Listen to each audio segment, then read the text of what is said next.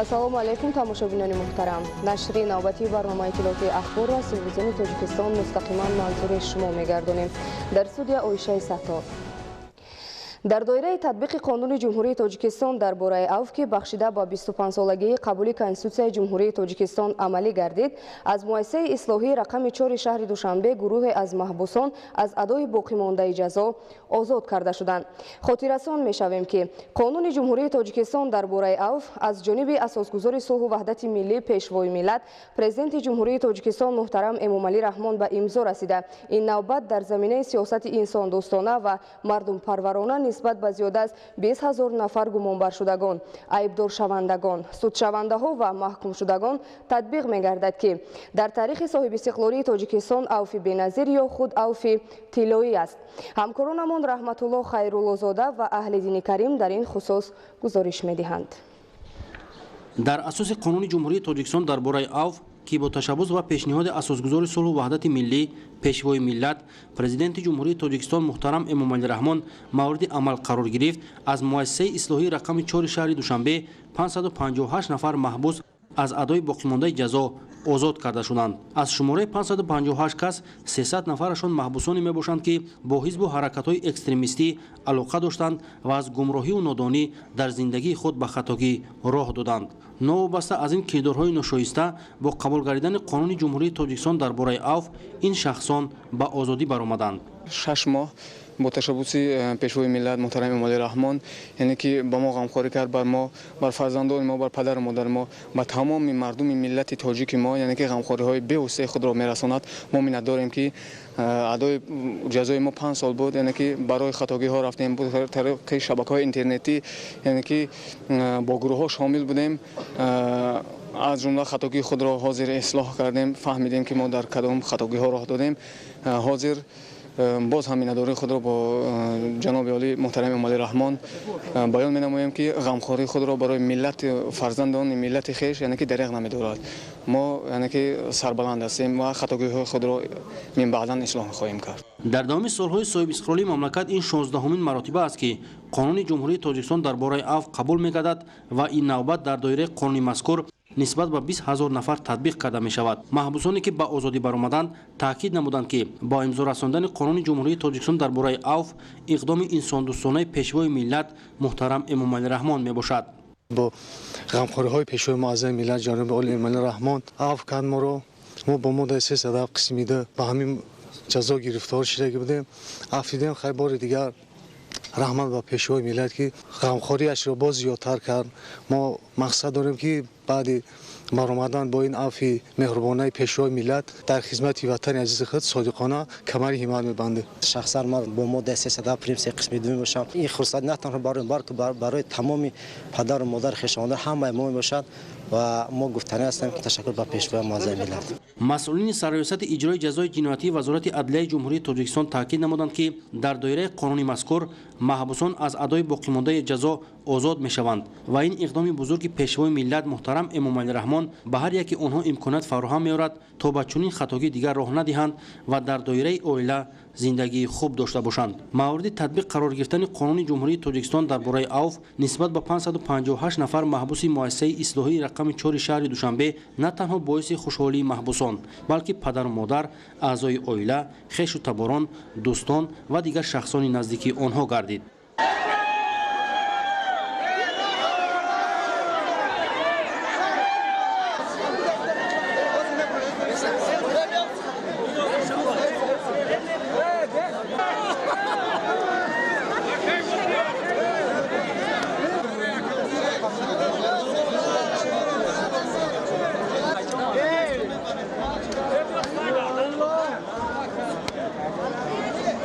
ما به نهایت خرسنده و مینداری خودمون برای سرور دولتمون پیشنهاد میکنیم برای که راهی درست هدایت کنن خودشون مثال سرخم کده کار کنن مهنت کنن برای همین به نهایت مینداری. در برابر آزاد گردیدن محبوسان به زندگی مقرری خود ادامه میدهند. از صحبت با محبوسان و نزدیکانشان معلوم گردید که آنها در ساحه‌های گوناگون کار فعالیت کرده در رشد و حفظ دستاوردهای تاجیکستان صاحب استقلال سهمگذاری می‌نمایند. رحمتالله خیرالله‌زاده اهل دین کریم عبیدالله سیولی برای برنامه اخبار.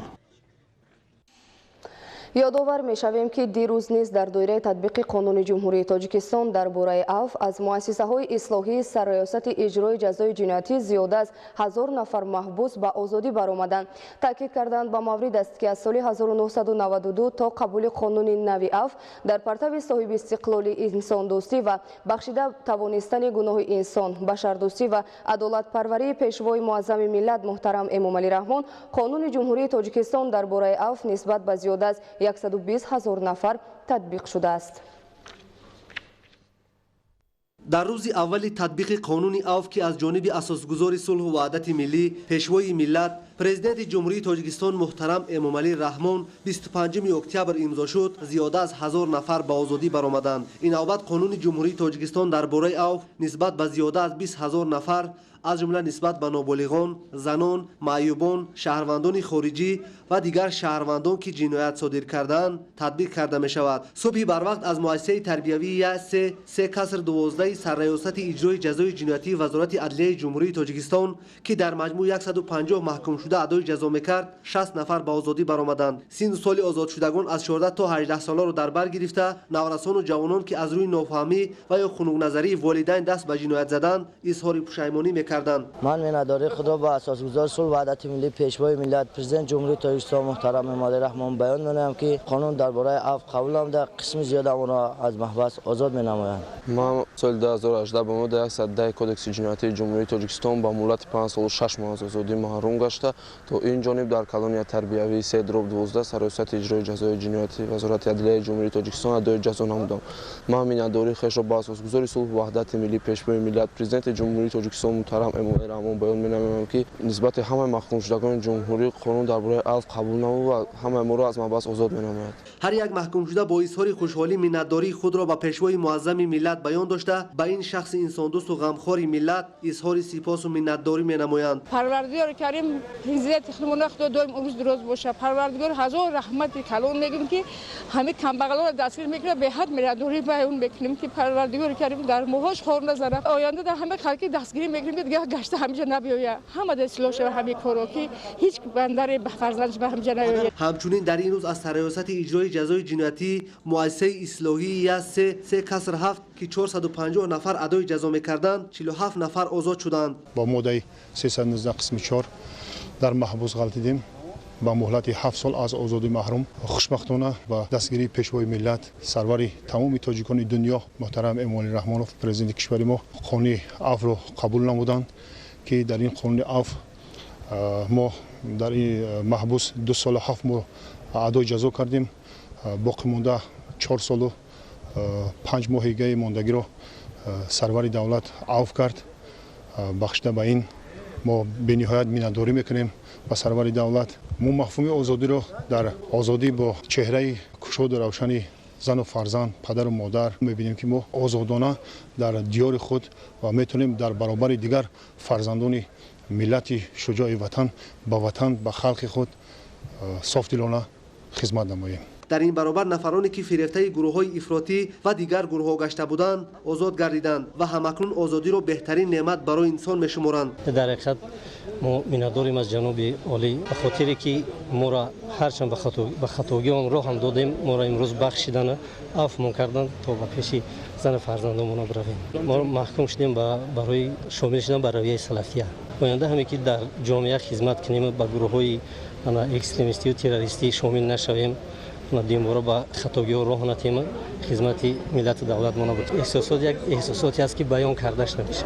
مؤسسه تربیوی 3/8 سرریاست اجرای جزای جنایتی وزارت عدلیه جمهوری تاجیکستان که 303 نفر زن از آزادی محکوم شده بودند 164 نفر آن آزاد گردیدند. در این برابر پیرزنی که سن او به 74 رسیده بود و برای دست به کردار غیر انسانی زدن از آزادی محکوم شده بود به آزادی برآمد. از مؤسسه زنانه شهر نورک با قرار رئیس جمهور به آزادی رفته ایستادیم.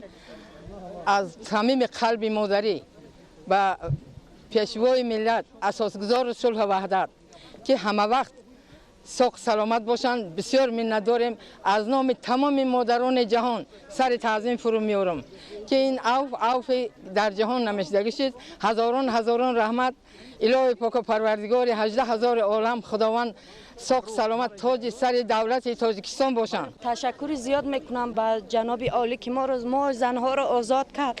تشکر زیاد. چقدر من خرسندم که ما آزادی میبرویم.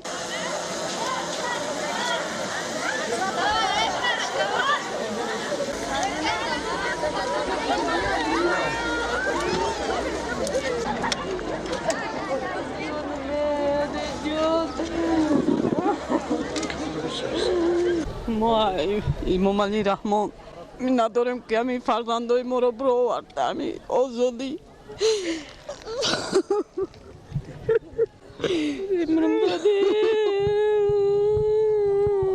اخشا کار کنم بگردم نکنم دیگه همین کارا را. در این روز 793 نفر از مؤسسه اصلاحی یا 3 کسر 6 سرایست اجرای جزای جنایتی وزارت عدلیه جمهوری تاجیکستان از جمله 191 نفر از ولایت خطلون، 275 نفر از ولایت سوخت، 25 نفر از ولایت مختار کوهستان بادخشان، 134 نفر از شهر دوشنبه، از شهر و ناحیه‌های تابع مرکز 168 نفر آزاد گشتند.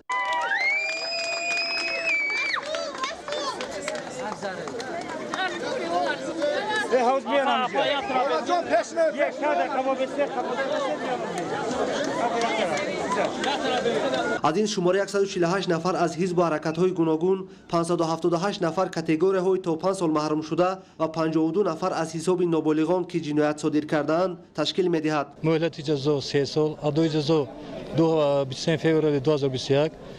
از این مهلت 1 سال و 8 ماه ایستادم. 104 ماه قسمت ماند. پیش از همه من منادور خود را به پیشوای ملت و جناب عالی امام علی رحمان میرسونم.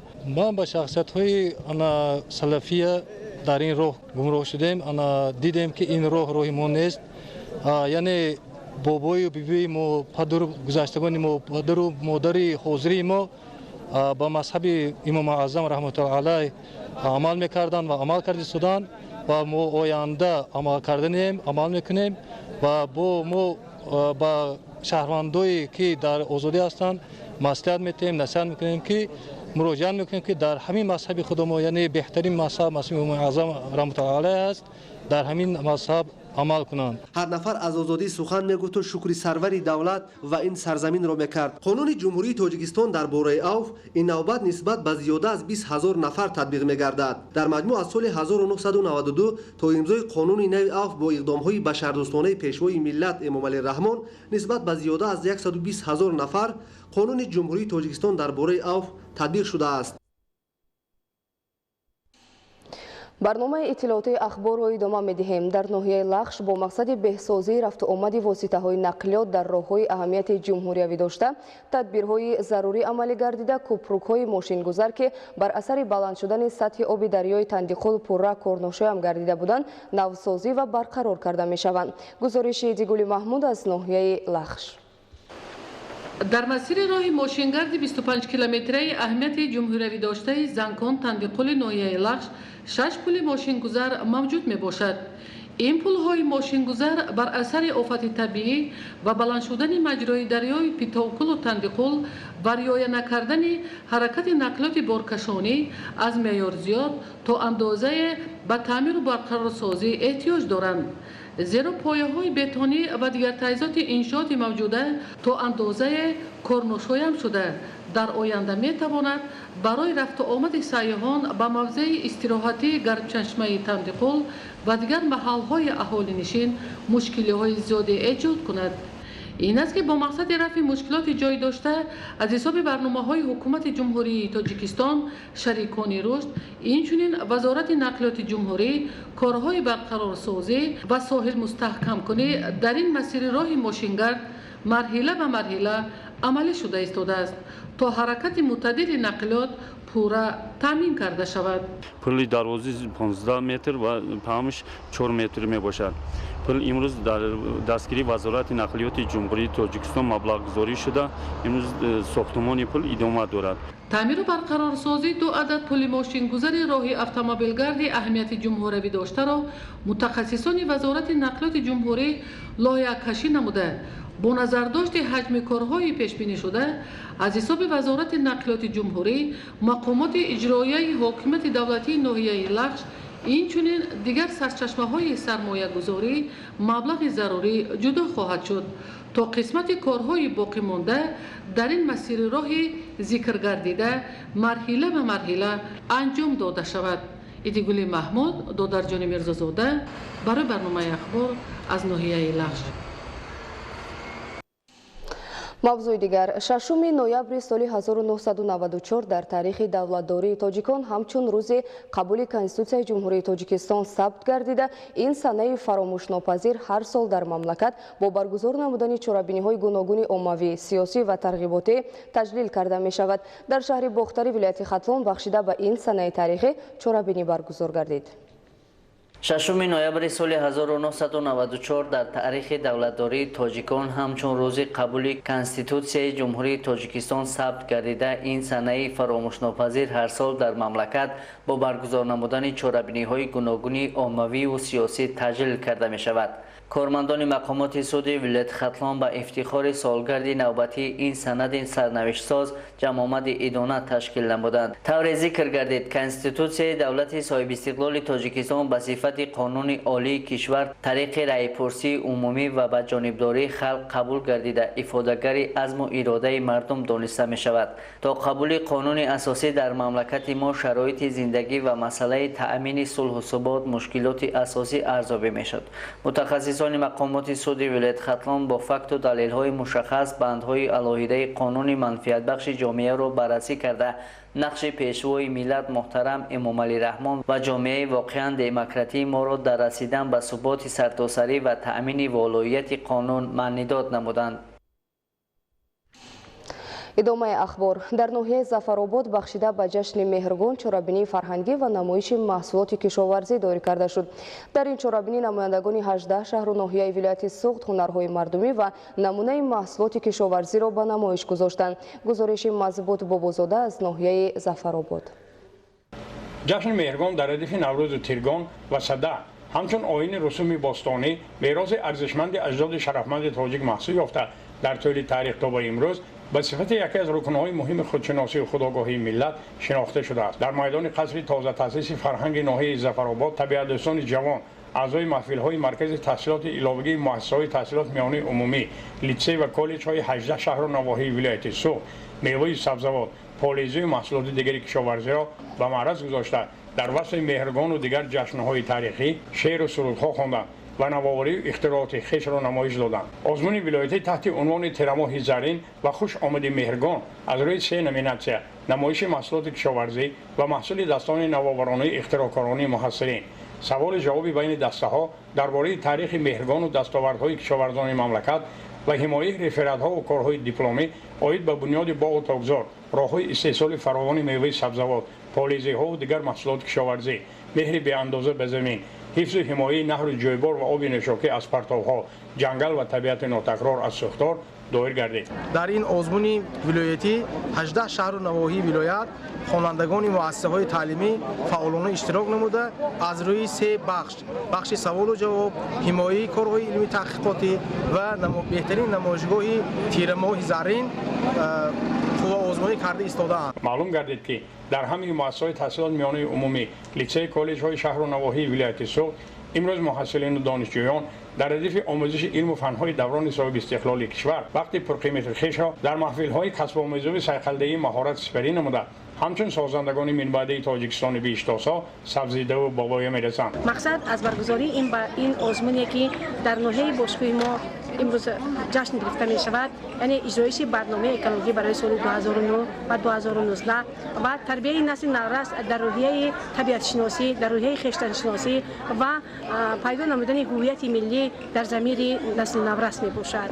تنتنه جشن ملی مهرگان در ناحیه ظفرآباد باشگاه خاطرمان تجلیل گردید و طبق طلبات نومیناسیون‌های نمایش محصولات کشاورزی و محصول دست نوآورانه اختراعکارانه محصلین سوال و جواب بین دسته‌ها درباره تاریخ مهرگان و دستاوردهای کشاورزان مملکت غالبان با سپاسنامه‌ها و تحفه‌های ارزشمند مقامات اجرایی حاکمیت دولتی ولایت سوخت قدردانی کرده شدند. مضبوط بابازاده از ناحیه ظفرآباد برای برنامه اخبار. در شهر و ناحیه‌های مملکت برای پیشگیری از حالت‌های فوق‌العاده و سنجش آمادگی کارخانه و مؤسسه‌ها برای برطرف نمودن حالت صدمه‌ناک منتظم چورابینی‌ها دایر کرده می‌شود. چنین یک مشق سنجشی آمادگی حالت‌های فوق‌العاده در شهر پنجکент عاید به صدمه استحصالی در کارخانه گذرانده شد. گزارش فرهادی رحمت از شهر پنجکент. مشق مکمل در موضوع هیئت راهبری کننده هنگام سر زدن صدمه استحصالی که از جانب شعبه ریاست کمیته حالت‌های فوق‌العاده و مدافع یک رژنی ولایت سوق در شهر پنجکент در کارخانه مشترک زرافشان دایر کرده شد، راهبریت و کارمندان کارخانه زرافشان مسئولین ستاد حالت‌های فوق‌العاده شرکت نمودند. مشق مکمل با بانگ خطر عاید به صدمه احتمالی در کارخانه عظیم صنعتی آغاز یافته. دسته خودمحافظتی کارخانه برابر خبر دادن به ساختارهای دخدار برای پیشگیری از پنجشوی صدمه، ضرر ندیدن دیگر کارگاه‌های استحصالی، خاموش نمودن آتش، برقرار نمودن خط آب، برق و علاقه، موافق به عهده‌داری‌های خود کار را آغاز می‌نمایند. با آمدن کارمندان حالت‌های فوق‌العاده خدمات آتش نشانی، یاری تجلی، برق و علاقه، نقشه بنا جای صدمه معین کرده شده. ساختارهای دخدار برای برطرف کردن حالت به عمل آمده سفر برگردیده، کارمندان کارخانه و ضرر دیدگان به جای بی‌خوف انتقال داده شدند. در مشق نمونوی هیئت راهبری کننده هنگام سر زدن حادثه احتمالی در کارخانه مشترک زرافشان، تکنیکای کارخانه نیز جلب گردیده برابر ساختارهای دخدار 400 نفر کارمندان کارخانه فعالانه شرکت ورزیده آمادگی خویش را برای برطرف نمودن حالت‌های ناگهانی نشان دادند. در چاره‌بینی مذکور شعبه‌های کارخانه مشترک زرافشان، نیروهای غیر حربی و گروه‌هایی که از جانب کارخانه تأسیس داده شده است خیلی فعالانه اشتراک نمودند. همزمان حالت آمادگی راهبریت کارخانه مشترک زرافشان و کارمندانش در حالت سر زدن هر گونه حالت‌های فوق‌العاده با پررگی سنجیده شد. در جنبه چاره‌بینی ضمن نتیجه‌گیری از مشق امروز مسئولین شعبه ریاست کمیته حالت‌های فوق‌العاده و مدافع یک رژنی شهر پنجکент تاکید داشتند که برگزاری چنین چاره‌بینی‌ها رعایت قاعده‌ها هنگام کار باعث سر زدن حادثه‌ها نمی‌گردد. در خاتمه برای اشتراک فعال در چاره‌بینی پیشگیری از رفع حالت‌های فوق‌العاده صدمه استحصالی و یک قطار کارمندان کارخانه افتخارنامه و توفیق‌های خاطره‌ای سپرده شد. بینندگان گرامی، نشر نوبتی برنامه اطلاعات اخبار به انجام رسید. خیر، سلامت و سربلند باشید.